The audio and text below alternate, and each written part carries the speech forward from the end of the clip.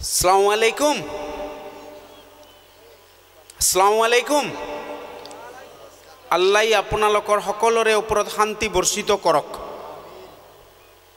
একো নকলে যে সভাপতি মহোদয়ে আমিন কৈছে, কিন্তু একচুৱেলি মই আসসালামু আলাইকুম এইটো এৰাবিক ৱাৰ্ড, এইটো মই অসমীয়াত কৈছিলোঁ। আল্লাহ আপোনালোকৰ সকলোৰে ওপৰত শান্তি বৰ্ষিত কৰক। আপোনালোকে ক'ব লাগিছিল আপোনাৰো ওপৰত শান্তি বৰ্ষিত কৰক। বুজি পাইছে না? আমাৰ সমস্যাটো তাতে, প্ৰত্যেকটো বস্তুৰ এৰাবিকত আমি কওঁ বা মুখস্থ কৰোঁ, কিন্তু তাৰ অৰ্থ নজনাৰ কাৰণে গোটেই গণ্ডগোলটো আমাৰ তাতে লাগি আছে। বুজি পাইছে না? তো মই সময় যেহেতু কম, ঠাণ্ডাৰ দিন মই গম পাইছোঁ, মোকো যাব লাগিব বহুত দূৰ, তো মই বেছিক কথাখিনি ক'ম। বাকীখিনি আপোনালোকৰ যিখিনি মৌলানা বা মুফতি মাতিছে এখেতসকলে ক'ব। মই ইছলামৰ বেছিক কথা অলপ কৈ দিম দে। আপোনালোকে অসমীয়া বুজি পায় না? আমি যিটো অসমীয়া মানুহ, মই পিয়ৰলি অসমীয়াতে কম কথা, হ'ব? ঠিক আছে, থেংক ইউ। আচ্ছা, প্ৰথম কথাটো হৈছে আমি ধৰ্ম বুলি কৈ থাকোঁ, হয়নে? ধৰ্ম, ইছলাম ধৰ্ম, হিন্দু ধৰ্ম, শিখ ধৰ্ম কৈ থাকোঁ নে নাই? আপোনালোকে ক'বচোন মোক, ধৰ্ম মানে কি? ধৰ্ম শব্দৰ অৰ্থ কি? কোনে ক'ব প্লিজ? ধৰ্ম মানে কি প্লিজ কোনে ক'ব? ধৰ্ম ধৰ্ম ধৰ্ম সাৰা দিনে ধৰ্ম কৰোঁ। ধৰ্ম আমাৰ ভাষাত কি কয়? ধৰ্ম শব্দৰ অৰ্থ কি? ধৰ্ম শব্দৰ অৰ্থ মই কৈ দিওঁ, আজি কৈ দিওঁ, মনত থাকিব। ধৰ্মৰ অৰ্থ তিনিটা ধৰ্মৰ অৰ্থ আমি পাওঁ যিখিনি কিতাপত। প্ৰথম হৈছে ধৰ্ম মানে ধাৰণ কৰা, নম্বৰ 1 ধাৰণ কৰা। নম্বৰ 2 হৈছে সৎ পথত চলা নীতি, মনত থাকিব। নম্বৰ 3 যিটো টু দি পইণ্ট, সেইটো হৈছে কৰ্তব্য, মনত থাকিব। কৰ্তব্য যেনেকুৱা মানুহৰ কৰ্তব্য, অমুকৰ কৰ্তব্য, ধৰ্ম। বুজি পাইছে? আমি কোন ধৰ্মৰ মানুহ? কোন ধৰ্মৰ মানুহ?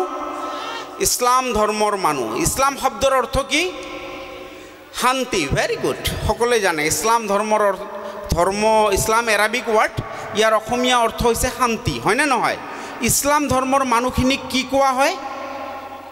কি কোৱা হয়? ইছলাম ধৰ্মাৱলম্বী মানুহখিনিক কি কোৱা হয়? মুছলমান, হয়নে? আমাক সকলোকে মুছলমান বুলি কয়। মুছলমান শব্দৰ অৰ্থ কি? মুছলমান এটা এৰাবিক শব্দ। অসমীয়াত, আমাৰ ভাষাত কি কয়? অসমীয়াত কি কয়? মুছলমান মানে কি? কোনে ক'ব? মুছলমান মানে কি? আমি মুছলমান, হয় না? আমি মুছলমান। মই কৈ দিওঁ, মুছলমান শব্দৰ অৰ্থ হৈছে আল্লাহৰ ওচৰত আত্মসমৰ্পণ কৰা। মনত থাকিব? সকলোৰে মনত থাকিব। সাৰেণ্ডাৰ টু আল্লাহ, হয়নে? আল্লাহৰ ওচৰত নিজকে আত্মসমৰ্পণ কৰা বা আত্মসমৰ্পণ কৰা, মনত থাকিব। যা কিছু সব আল্লাহৰ, হয় নে নহয়? হয়। এতিয়া কথা হ'ল, মুছলমান ধৰ্মৰ মূল গ্ৰন্থখনৰ নাম কি? কোনে ক'ব? কোৰাণ, হয়নে? হয়, কোৰাণ হয়। কোৰাণ ইটছ এৰাবিক ৱাৰ্ড। কোৰাণ এটা এৰাবিক শব্দ। ইয়াৰ অসমীয়া মিনিং কি? আমাৰ ভাষাত কোৰাণক কি কয়? কোনে ক'ব? কোৰাণ কোৰাণ কোৰাণ, দিন ৰাতি কোৰাণ, নামাজ পঢ়ক নপঢ়ক নাই, কিবা বিপদ হ'লে মছজিদত 3খন কোৰাণ কিনি দিলে সমস্যা সমাধান। এতিয়া কওকচোন, কোৰাণৰ অসমীয়া মিনিং কি? আমাৰ ভাষাত কোৰাণক কি কয়? নাই। মই কৈ দিওঁ, অধ্যয়ন কৰা, মনত থাকিব। পঢ়া ইকৰা বুলি এটা এৰাবিক ৱাৰ্ড আছে কোৰাণ শৰীফত, ইকৰা বিস্মি ৰাব্বিকা। ইকৰা মানেও পঢ়া, কিন্তু কোৰাণৰ একজাক্ট অৰ্থটো হৈছে অধ্যয়ন কৰা, মনত থাকিব। এতিয়া কোৰাণৰ পিছত মুছলমানসকলে সকলোতকৈ কোনখন কিতাপ বেছি মানে? কোনখন কিতাপ মানে? কি কিতাপ বেছি মানে? কোৰাণৰ পিছতে সকলোতকৈ বেছি কি কিতাপ মানে আমাৰ মুছলমানসকলে? হাদিছ। ভেৰি গুড, পিছফালৰ পৰা কৈছে হাদিছ। Very good, right answer. এতিয়া মোক কওক, হাদিছ হৈছে এৰাবিক ৱাৰ্ড, এৰাবিক শব্দ হাদিছ। অসমীয়াত আমাৰ ভাষাত কি কোৱা হয় হাদিছক? কওক, আমাৰ ভাষাত কি কোৱা হয়? কি কয় আমাৰ ভাষাত? মই কৈ দিওঁ, মনত থাকিব। হাদিছৰ শাব্দিক অৰ্থ হৈছে কথা বাৰ্তা, মনত থাকিব। কথা বাৰ্তা মনত থাকিব একচুৱেলি কথা বাৰ্তা কোৱাৰ কাৰণটো হৈছে হাদিছ প্ৰথম লিখা হৈছিল হুজুৰ পাক সাল্লাল্লাহু আলাইহি সাল্লাম ইন্তেকালৰ প্ৰায় 90 বছৰ পিছৰ পৰা লিখা আৰম্ভ হৈছিল বিভিন্ন সাহাবীৰ তাবেইন যিবিলাক আছে ইহঁতৰ পৰা শুনি ইহঁতৰ কথা বাৰ্তাবিলাকে সন্নিবিদ্ধ কৰি এইটোৱে হাদিছ এই কাৰণে হাদিছৰ শাব্দিক অৰ্থ হৈছে কথা বাৰ্তা মনত থাকিব তাৰ পিছত আমি সদায় কওঁ হাৰাম মদ খোৱা হাৰাম হয়নে নহয় গাহৰি খোৱা ইছলামত হাৰাম জেনা কৰা হাৰাম জুয়া খেলা হাৰাম হয়নে নহয় আচ্ছা হাৰাম শব্দৰ অসমীয়া অৰ্থ কি আমাৰ ভাষাত হাৰামক কি কোৱা হয় কোনে ক'ব নাই মই বুজি পোৱা নাই আমি যে হাজাৰ হাজাৰ প্ৰত্যেক বছৰে এনেকা ধৰ্মসভা কৰোঁ লাভটো কি আউটকামটো কি আহে কিবা এটা কৰিলেতো লাভ হ'ব লাগিব না মোৰ জন্মৰ পৰাই আজি দেখো হাজাৰ হাজাৰ ধৰ্মসভা লাভটো কি আহে মই কৈ দিওঁ হাৰাম শব্দৰ অৰ্থ কৈ দিওঁ নিষিদ্ধ মনত থাকিব এতিয়া কথাটো হৈছে যদি নিষিদ্ধ হাৰাম শব্দৰ অৰ্থ নিষিদ্ধ বা নিষিদ্ধ যেটো বুজে আপোনালোকে বুজি পাইছে না এতিয়া মই তাৰ পৰাই কথাটো আৰম্ভ কৰিম গোটেইখিনি কথা মই ইমান ইলাবৰেটলি নকওঁ সময় একেবাৰে কম মই নিষিদ্ধৰ পৰাই আৰম্ভ কৰিম আজিৰ সমাজত আমাৰ বহুতখিনি সমস্যা মই যিখিনি পৰ্যবেক্ষণ কৰিছোঁ বহুত সমস্যা প্ৰথম কথাটো হৈছে মই আগতে কৈছোঁ ডক্টৰ জাকিৰ নায়কৰ নাম শুনিছে ডক্টৰ জাকিৰ নায়কৰ যিজন টিচাৰ আছিল আহমদ দিদাত ৰহমতুল্লাহ আলাইহে কৈছে যে ইছলামৰ শত্ৰু বেলেগ কোনো নহয় মুছলমান মানুহৰ শত্ৰু বেলেগ নহয় কোনো মুছলমান মানুহৰ এক নম্বৰ শত্ৰু হৈছে মুছলমানৰ অজ্ঞতা নজনাটো নাজানে মুছলমান মানুহ নাজানে গোটেই দিন আমি এই বলে মই এইবাৰ ৰমজান মাহত 2 খতম কোৰাণ পঢ়িলোঁ কোনোবাই কয় 5 খতম পঢ়িলোঁ কোনোবাই কয় 7 খতম পঢ়িলোঁ ভাল কথা পঢ়িছে এতিয়া যদি মই প্ৰশ্ন কৰোঁ আপুনি 7 খতম পঢ়িছে মোক বুজাই দিয়কচোন কোৰাণখন মোক বুজাই দিয়কচোন কি পঢ়িছে এইখনতো কিতাপ সেইখন পঢ়ি বুজি সেইমতে চলিব লাগিব না হয়নে নহয় সিধাই পঢ়িলে কি লাভ হ'ব পঢ়ি বুজিব লাগিব না কাৰণ আল্লাহ নিজেই কৈছে যে কোৰাণখন মানৱ জাতিৰ সংবিধান আৰু এইখন পঢ়া বুজা আৰু সেইমতে চলা কি কৈছে কথাটো মনত ৰাখিব কোৰাণখন মানৱ জাতিৰ সংবিধান সেইখন পঢ়া বুজা আৰু সেইমতে চলা এতিয়া যদি আপোনালোকে কোৰাণ শৰীফ পঢ়ে নুবুজে কেনেকৈ চলিব ধৰি লওক এটা ভাৰতৰ সংবিধানখন বা কিবা এটা আইন বা ধৰি লওক আপোনালোকে গোসাইগাঁও যাব বৰ্ডত লিখা আছে এইটো ওয়ে কাৰচিন দিছে ওপৰত লিখা আছে গোসাইগাঁও এটা কাৰচিন দিছে আপুনি যদি এইটো বুজি নাপায় আপুনি তো বেলেগ ৰাস্তা দি গুচি যাবনে নাই আপুনি কাৰচিনটো চাই বুজিব লাগিব না কাৰচিন দিয়া আছে এটা না তীৰৰ নিচিনা চিন এটা দিয়া আছে লিখা আছে গোসাইগাঁও টাউন তেনেহ'লেহে মই বুজিম এই তীৰটো যিফালে দেখুৱাইছে সেইফালে গ'লেহে গোসাইগাঁও টাউন যদি মই এইটো বুজিয়ে নাপাওঁ গোসাইগাঁও লিখিছে না কি লিখিছে কাৰচিনটা বা কি তেনেহ'লে মই গোসাইগাঁও যাম না আৰু বেলেগ কোনফালে গুৱাবাৰী যাম কওকচোন কোনফালে যাম তো এতিয়া কথা হৈছে কোৰাণখন পঢ়ি যদি আপোনালোকে নুবুজে তেনেহ'লে বেনিফিটটো কেনেকৈ আহিব লাভটো কেনেকৈ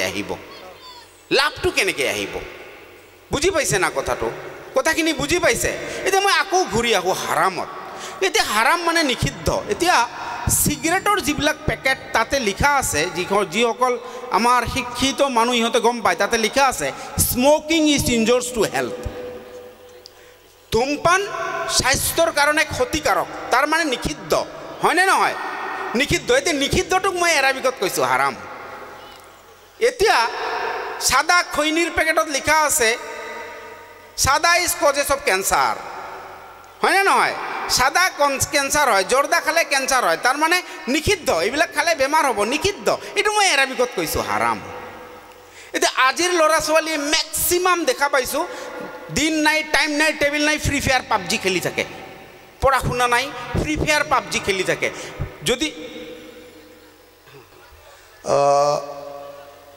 আমাদের যে মুখ্য অতিথি উনি আসতেছে স্টেজে তো এই জন্য আপনাদেরকে বলা হইতেছে যারা দাঁড়ায় আছেন সামনে আসে বসে যান চাপে চাপে বসেন উনি অলরেডি রুমে থেকে বাহির হয়েছে মুখ্য অতিথি যে, তো আমরা সবাই চাপাচাপি করে বসি, অল্প চাপাচাপি আসে, সামনে আসেন।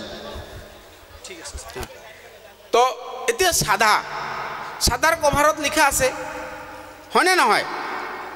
খালে কেঞ্চাৰ হয়, হয়নে নহয়? আৰু মুখৰ ছবিও দিয়া আছে, তাৰ মানে ইনডাইৰেক্টলি বুজাই দিছে এইটো খোৱা নিষিদ্ধ। এইটো মই এৰাবিকত ক'লোঁ, এইটো খোৱা হাৰাম। ফ্ৰী ফায়াৰ পাবজিৰ কথাটো মই আনিছিলোঁ।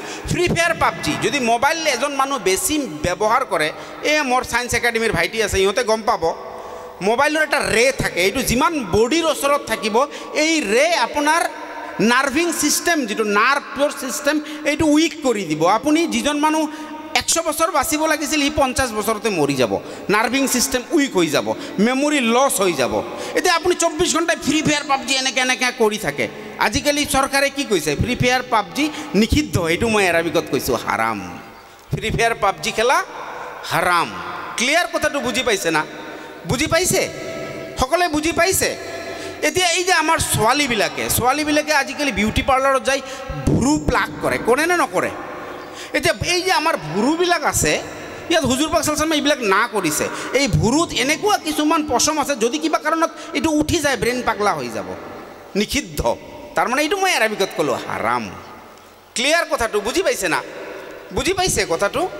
হা, এতিয়া কথাটো হৈছে প্ৰত্যেকটো বস্তু মনত ৰাখিব, যিটোৱে বস্তু আপোনাৰ নিচাত পৰিণত হয়, চাহে মোবাইল হওক, চাহে সাদা খাৱা হওক, চাহে বিড়ি খাৱা হওক, চাহে জৰ্দা খাৱা হওক। কিছুমানে মোক মাজে মাজে কয়, মোৰ বন্ধুবিলাকে কয়, এই মোৰ এই জৰ্দা পান 120 নাখালে মোৰ মুডটো কাম নকৰিব। তাৰমানে সি এডিক্টেড হৈছে, নিচা হৈছে, নিষিদ্ধ।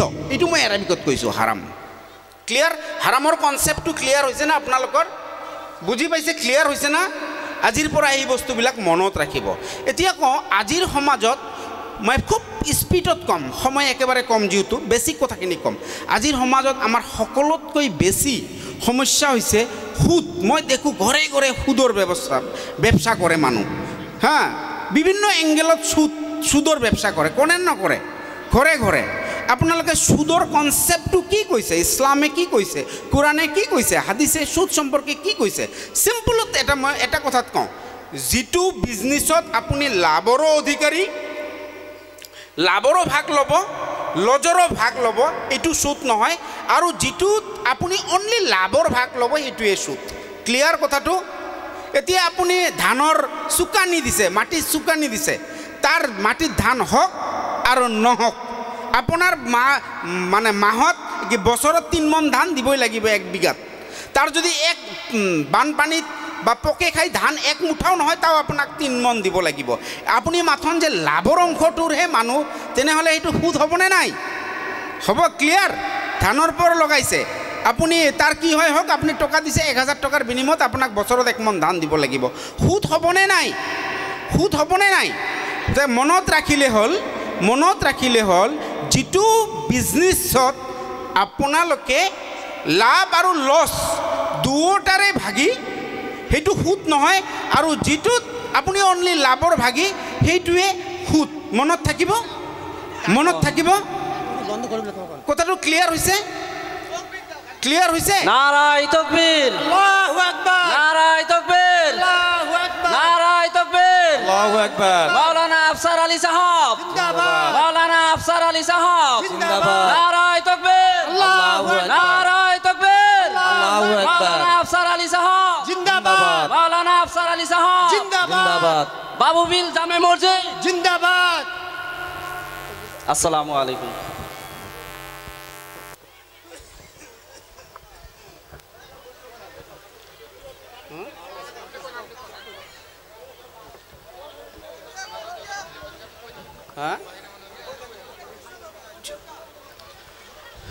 মই মানে ট্ৰেকটো চেঞ্জ হৈ গৈছে মোৰ। আচ্ছা, যি কি নহওক, এতিয়া সুদৰ কনচেপ্টটো ক্লিয়াৰ হৈছে না? ক্লিয়াৰ হৈছে? এতিয়া বিয়া সম্পৰ্কে কওঁ। আমাৰ মানুহখিনিৰ বিয়াৰ মাজতো অলপ কনফিউজন আছে। বিয়া হয়নে নহয়? প্ৰথম কথাটো হৈছে, হুজুৰ পাক সাল্লাল্লাহু আলাইহি ওয়াসাল্লামে কৈছে যে তোমালোকে যিখন দেশত থাকা, এই দেশৰ আইন মানাটো তোমালোকৰ কাৰণে ৱাজিব। বুজি পাইছে না? তোমালোকৰ কাৰণে ৱাজিব যিখন দেশত থাকা আমি ক'ত থাকোঁ ভাৰতবৰ্ষত হয় নহয় আমাৰ দেশখনৰ নাম কি ভাৰতবৰ্ষ হয়নে ভাৰত হয়নে নহয় এতিয়া ভাৰতৰ আইনে বিয়া সম্পৰ্কে কি কৈছে যে 21 বছৰৰ তলৰ ল'ৰা আৰু 18 বছৰৰ তলৰ ছোৱালী আপোনালোকে কেতিয়াও বিয়া দিব নোৱাৰিব কৈছেনে নাই এতিয়া যদি আপোনালোকে বিয়া দিয়ে কালি আপোনালোকে ডাঙৰ জুব্বা পিন্ধি মুন্সি হৈ এনেকৈ ধৰ্মসভাত লেকচাৰ দিয়ে সবাব জানো আপুনিতো হুজুৰ পাক সাল্লাল্লাহু আলাইহি ওয়াসাল্লামৰ এটা সুন্নতে নষ্ট কৰি দিছে কাৰণ হুজুৰ পাক সাল্লাল্লাহু আলাইহি ওয়াসাল্লামে আগতে কৈ থৈছে যিখন দেশত থকা সেইখন দেশৰ আইন মানা এই দেশৰ আইন মতেতো কৈ দিছে যে 21 বছৰৰ তলৰ ল'ৰা আৰু 18 বছৰৰ তলৰ ছোৱালী আপুনি বিয়া দিব নোৱাৰিব আকৌ তাৰ পিছতো দিছে নেক্সট ডে আপুনি মৌলানা মুন্সি হৈ ডাঙৰ ডাঙৰ লেকচাৰ মাৰি আছে কোনে মানিব আসলতে যদি আপোনালোকে হুজুৰ পাক সাল্লাল্লাহু আলাইহি ওয়াসাল্লামক ভাল পায় ল'ৰাবিলাকক কৈছোঁ হুজুৰ পাক সাল্লাল্লাহু আলাইহি ওয়াসাল্লামে কিমান বছৰ বয়সত বিয়া পাতিছিল কিমান বছৰ বয়সত ফাৰ্ষ্ট বিয়া পাতিছিল মা খাদিজাক 25 ইয়েছ ল'ৰাবিলাকে 25ৰ আগততো বিয়াই পাতিব নালাগে নহ'লে কেনেকৈ আপুনি সুন্নত বুলি কৈ থাকে এইবিলাক মই সেইকাৰণে এইবিলাকক ভাল নাপাওঁ কাৰণ হুজুৰ পাক সাল্লাল্লাহু আলাইহি ওয়াসাল্লামে সেইটোও কৈ থৈছে উপদেশতকৈ আৰ্হি ভাল আপুনি নিজে 22 বছৰ 18 বছৰ 17 বছৰ 21 বছৰ 22 বছৰত বিয়া পাতিছে আকৌ কালি আহি কৈছে যে নবীজিৰ কথা মানক নবীজি সুন্নত মানক আৰে সুন্নতটো হুজুৰ পাক সাল্লাল্লাহু আলাইহি ওয়াসাল্লামে নিজেই দেখুৱাই থৈ গৈছে ল'ৰা মানুহ মিনিমাম 25ত বিয়া পাতিব লাগে আপুনি 22 বছৰ পাৰিছে আজি মৌলানা হৈ মানক কৈ থাকে কোনে মানিব ভাই মানিব নামানে এতিয়া কথা হৈছে হুজুৰ পাক সাল্লাল্লাহু আলাইহি ওয়াসাল্লামে আৰু কৈছে বিয়া যদি পাতিব হয় প্ৰথম ছোৱালীৰ যদি আপুনি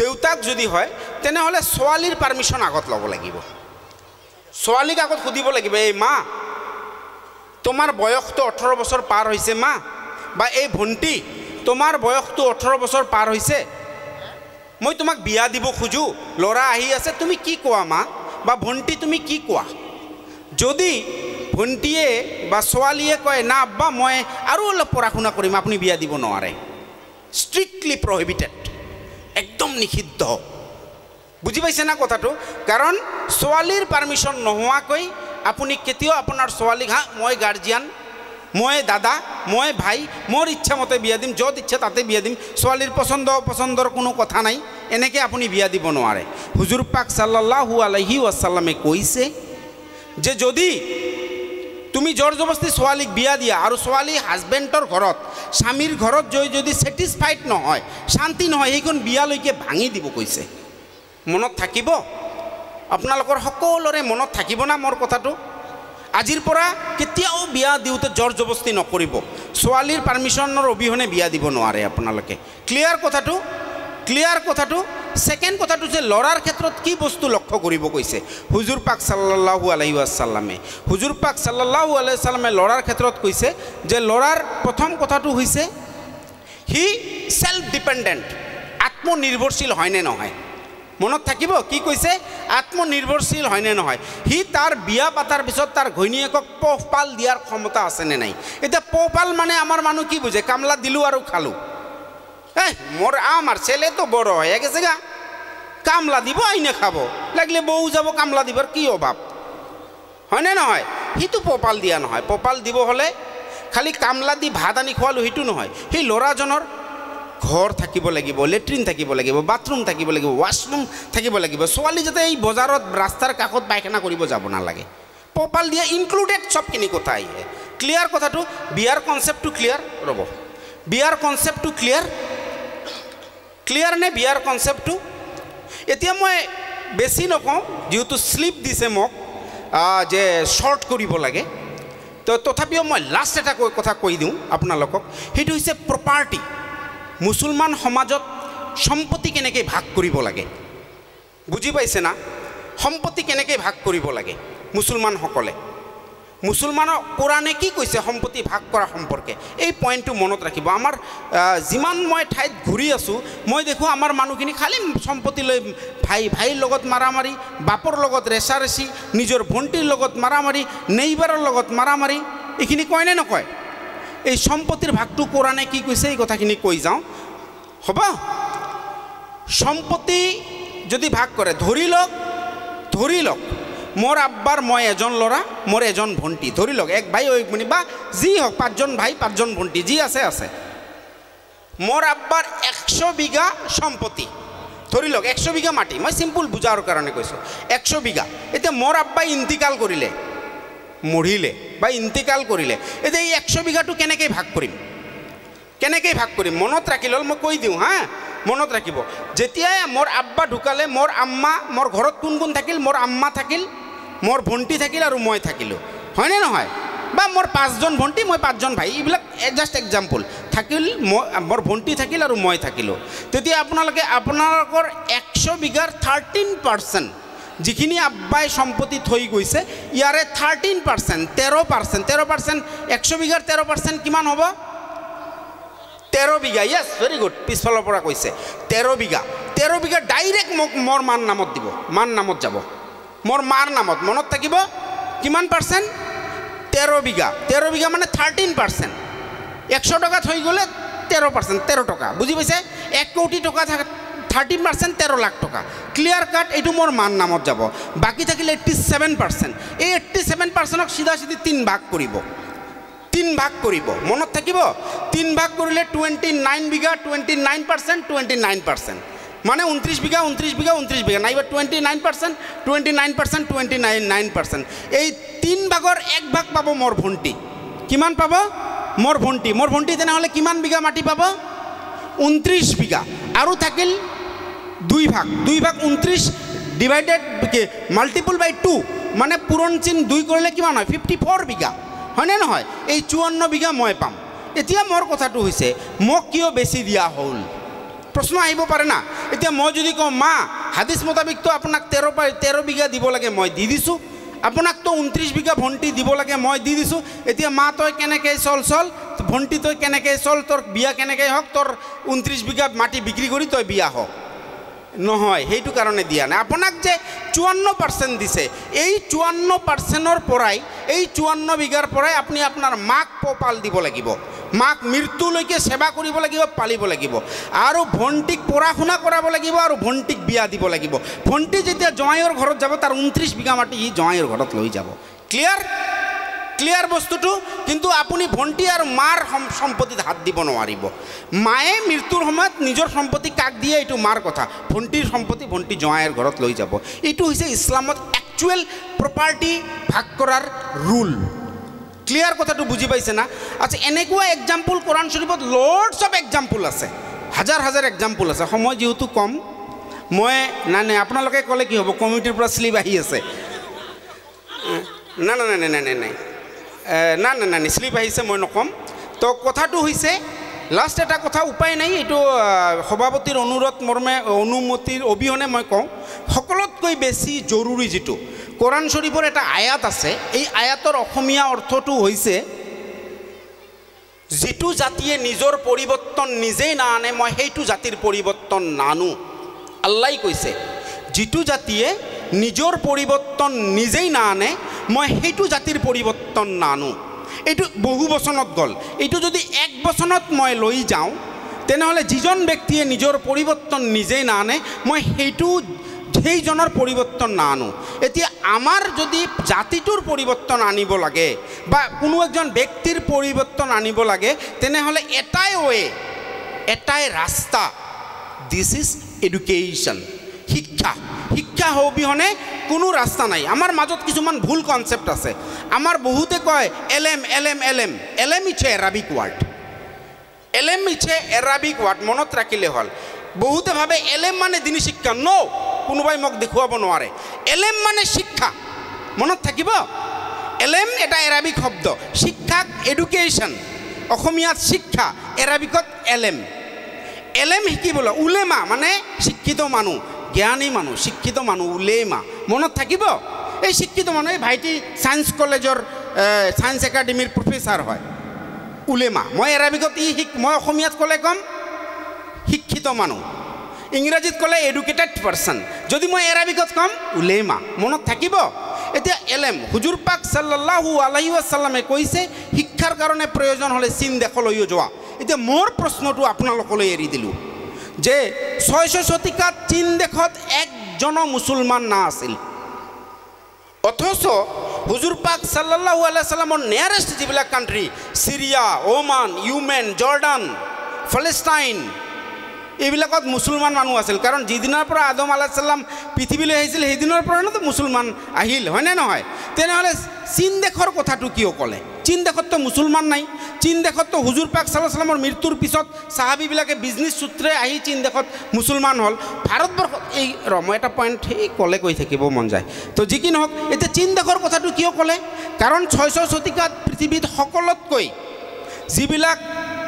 যিবিলাক এডুকেশ্যনেলি এণ্ড ভকেশ্যনেলি কাৰিকৰী দিশত আৰু শিক্ষাৰ দিশত ধনী দেশ উন্নত দেশ এইবিলাকৰ ভিতৰত এখন চীন আছিল সেইকাৰণে কৈছিল যে হুজুৰ পাক সাল্লাল্লাহু আলাইহি সাল্লামে ইনডাইৰেক্টলি বুজাই দিছে শিক্ষাৰ কাৰণে যি প্ৰয়োজন হ'লে দূৰলৈ যাওক শিক্ষাৰ কাৰণে প্ৰয়োজন হ'লে গুণী জ্ঞানী শিক্ষিত মানুহৰ ওচৰত যাওক কোনো হিন্দু মুছলিম শিখ খ্ৰীষ্টান বুলি কোনো কথা নাই যি শিক্ষিত মানুহ যি জ্ঞানী মানুহ তাৰ তাতেই যাওক আপোনালোকে জানিলে আচৰিত হ'ব ভাৰতবৰ্ষৰ মুছলমান কেতিয়াৰ পৰা ষ্টাৰ্ট হয় 629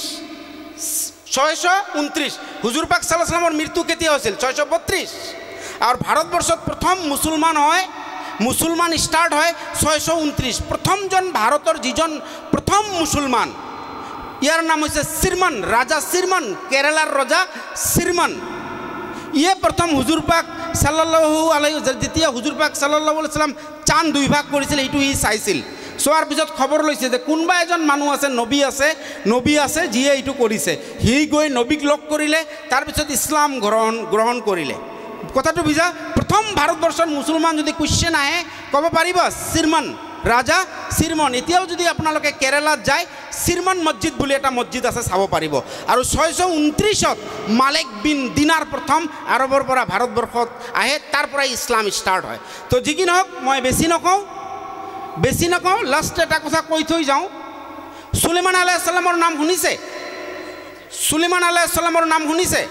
সুলেমান আলাইহিছ সালামক এবাৰ আল্লাহ জিব্ৰাইল আলাইহিছ সালামক পঠাই দিলে তিনিটা বস্তু দি সুলেমান আলাইহিছ সালামক তিনিটা বস্তু দি পঠাই দিলে পৃথিৱীলৈ যে জিব্ৰাইল আলাইহিছ সালামক ক'লে এই তিনিটা বস্তুৰ যিকোনো এটা সুলেমান আলাইহিছ সালামে চুজ কৰিব যিটো চুজ কৰিব এইটো সুলেমান আলাইহিছ সালামৰ হ'ব বাকী দুটা ঘূৰাই পঠাব তো জিব্ৰাইল আলাইহিছ সালাম পৃথিৱীলৈ আহিল সুলেমান আলাইহিছ সালামক সালাম জনালে তাৰপিছত কৈছে এই নবী আপোনাৰ কাৰণে আল্লাহ তিনিটা বস্তু পঠাইছে আপুনি যিটোৰ ওপৰত হাত দিব এইটো আপোনাৰ বাকী দুটা ঘূৰি যাব তেতিয়া কৈছে কি বস্তু তেতিয়া প্ৰথমটো ওলাই দিছে দৌলত মানে ধন দৌলত বুজি পাইছে না ধন সম্পত্তি তেতিয়া সুলেমান আলাইহিছ সালাম কৈছে মুঝে नहीं चाहिए दौलत मुझे दौलत नहीं चाहिए তাৰপিছত কৈছে ঠিক আছে দ্বিতীয়টো লওক শহৰত মানে নাম মান সন্মান দি দিছে তেতিয়া কৈছে নাই মুঝে ये भी नहीं चाहिए তেতিয়া মই খুব স্পীডে কৈছোঁ তেতিয়া তৃতীয়টো দিছে এডুকেশ্যন শিক্ষা প্ৰথমে কি দিলে সুলেমান আলাইহিছ সালামক আল্লাহ কি পঠালে সুলেমান আলাইহিছ সালামৰ কাৰণে এক নম্বৰ দৌলত সুলেমান আলাইহিছ সালামে ৰিজেক্ট কৰিলে 2 নম্বৰ শহৰত হিটো ৰিজেক্ট কৰিলে 3 নম্বৰত দিলে এডুকেশ্যন লগে লগে সুলেমান আলাইহিছ সালামে সেইটোৰ ওপৰত হাত দিয়াৰ পিছত তেতিয়া জিব্ৰাইল আলাইহিছ সালামে দৌলত আৰু শহৰতক ক'লে যে ঠিক আছে আল্লাহতো কৈ দিছে যে যিটোৰ ওপৰত সুলেমান আলাইহিছ সালামে হাত দিব সেইটোৰ ওপৰত হাত ৰাখক এইটো সুলেমান আলাইহিছ সালামৰ হ'ব আৰু বাকী যি দুটাক ৰিজেক্ট কৰিব এই দুটা ঘূৰি আকৌ মোৰ ওচৰত আহিব তো সেইকাৰণে জিব্ৰাইল আলাইহিছ সালামে দৌলত আৰু শহৰতক ক'লে আপোনালোকে ঘূৰি যাওক আল্লাহ তাতে তেতিয়া আল্লাহ দৌলত আৰু শহৰতৰ জুবান খুলি দিলে তেতিয়া দৌলত আৰু শহৰতে ক'লে হয় আপোনাক আল্লাহ কৈছে আমি মানিছোঁ কিন্তু আল্লাহ যেতিয়া আমাক বনাইছে তেতিয়া আল্লাহ আকৌ আমাক কৈ ৰাখিছে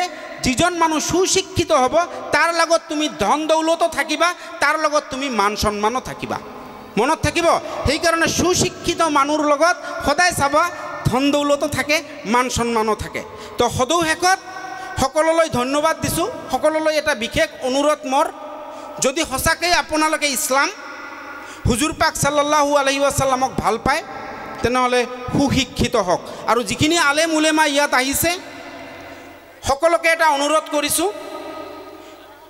বাই চয়েস বাই বাৰ্থ ইসলাম হ'ব নালাগে বাই মানে চয়েস ইসলাম হওক আৰু যিখিনি কথা এৰাবিকত কৈছে আমাৰ মানুহখিনিক এইটো আমাৰ ভাষাত বুজাই দিয়ক শুকুৰবাৰৰ মিম্বাৰৰ যিটো নামা মিম্বাৰত উঠি যেতিয়া খুতবা শব্দৰ অৰ্থ হৈছে লেকচাৰ হুজুৰ পাক সাল্লাল্লাহু আলাইহি ওয়াসাল্লামে যিখিনি লেকচাৰ দিছে সেইখিনিকে আকৌ আমাক শুনায় আমি যদি ভাষাটো বুজি নাপাওঁ তেনেহ'লে আমাৰ অসুবিধা মই সকলো আলেম উলেমাক ইয়াৰ পৰা আহ্বান জনাইছোঁ যেতিয়াই শুকুৰবাৰে যিটো খুতবা আপোনালোকে এৰাবিকত পঢ়িব তাৰ আগত নিজৰ ভাষাত এইটো বুজাই দিব মই এনেকুৱা চাউদি আৰবত যেতিয়া গৈছোঁ ঘূৰিব তাতো দেখিছোঁ নিজৰ ভাষাত ইহঁতে বুজাই দিয়ে তো সদুশেষত বেয়া নাপাব মই প্ৰেচিডেণ্টক ওচৰত আল্লাহৰ ৱাস্তে ক্ষমা প্ৰাৰ্থনা মাগিছোঁ কাৰণ সময় কম মোক বাৰে বাৰে ছিগনেল দিয়া হৈছে তথাপি মই কৈ আছিলোঁ আপোনালোকৰ পৰা মই বিদায় লৈছোঁ আল্লাহ হাফিজ থেংক ইউ